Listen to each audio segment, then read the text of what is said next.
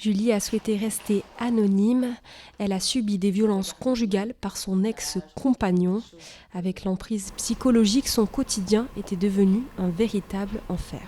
J'ai vécu des violences surtout psychologiques, quelques jets d'objets aussi, des situations violentes au niveau des gestes, pas de coups directs mais indirects. Donc c'est comme si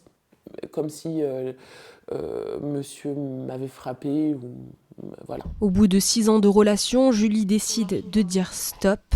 Elle a contacté le 115 pour se mettre en sécurité avec ses 2 enfants. En fait, c'est une question presque de survie, en fait, parce que c'est vrai que j'avais en tête de ne plus vivre aussi, voilà, donc pardon.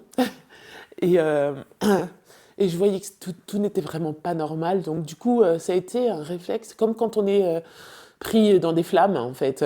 C'est un peu ça mon image.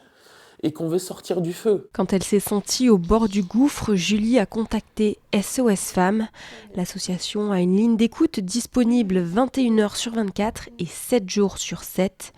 Au bout du fil, une écoutante téléphonique reçoit les appels.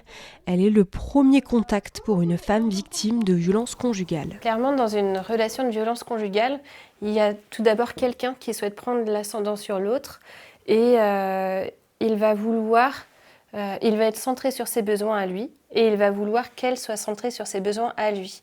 Et donc, à aucun moment, elle a un espace pour s'exprimer, à aucun moment, elle peut pouvoir dire ce qu'elle pense ou partager ses besoins. Et l'écoute téléphonique, c'est pas forcément fait uniquement pour apporter des réponses, mais ne serait-ce déjà juste apporter un espace de parole. Depuis 5 ans, l'activité téléphonique de SOS Femmes Vendée est en constante augmentation. Entre août 2023 et août 2024, 200 appels de plus ont été recensés. D'accord. Et voilà. Ok.